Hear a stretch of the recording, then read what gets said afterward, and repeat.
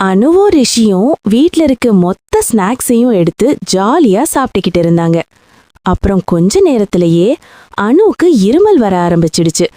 ரிஷிக்கு தொண்டை வலிக்க ஆரம்பிச்சிடுச்சு. உடனே அம்மா கிட்ட போய், எங்களுக்கு தொண்டை வலியாவும் இருமல் சளியாவும் இருக்குதுமான்னு ரொம்ப கஷ்டப்பட்டு சொன்னாங்க. அப்புறம் 2 பேரையும் கூட்டிக்கிட்டு ஹாஸ்பிட்டலுக்கு போனாங்க.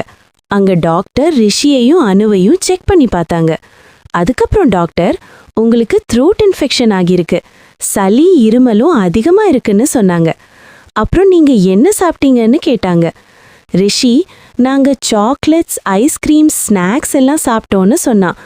அதுக்கு டாக்டர், நிறைய ஐஸ்கிரீம்ஸ், சாக்லேட்ஸ் எல்லாம் சாப்பிடக்கூடாது, அது உடம்புக்கு ஒத்துக்காது. ஹெல்தியான ஃப்ரூட்ஸ், நட்ஸ், மில்லட் ஃபுட்ஸ் நிறைய சாப்பிடணும். அது மட்டும் இல்ல, நிறைய தண்ணீர் குடிக்கணும், அது ரொம்ப முக்கியம்னு சொன்னாங்க.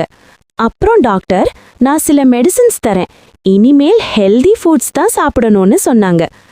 அனுவும் ரிஷியும், சரிங்க டாக்டர், இனிமேல் நாங்க சாக்லேட்ஸ், ஐஸ்கிரீம்ஸ் எல்லாம் சாப்பிட மாட்டோம்னு சொன்னாங்க. டாக்டரும் வெரி குட்னு பாராட்டினாங்க. எல்லாரும் மகிழ்ச்சி ஆயிட்டாங்க. வீட்டுக்கு வந்ததும் அம்மா சாக்லேட்ஸ் வேணுமான்னு கிண்டலா கேட்டாங்க. அனுவும் ரிஷியும் பயப்படுற மாதிரி நடிச்சுக்கிட்டே சொன்னாங்க, வேணாம்மா. எல்லாரும் சிரிச்சுட்டாங்க. அனுவும் ரிஷியும் சாக்லேட்ஸுக்கு நோ சொல்லிட்டாங்க. குட்டீஸ், நீங்க எப்ப சாக்லேட்ஸுக்கு நோ சொல்ல போறீங்க?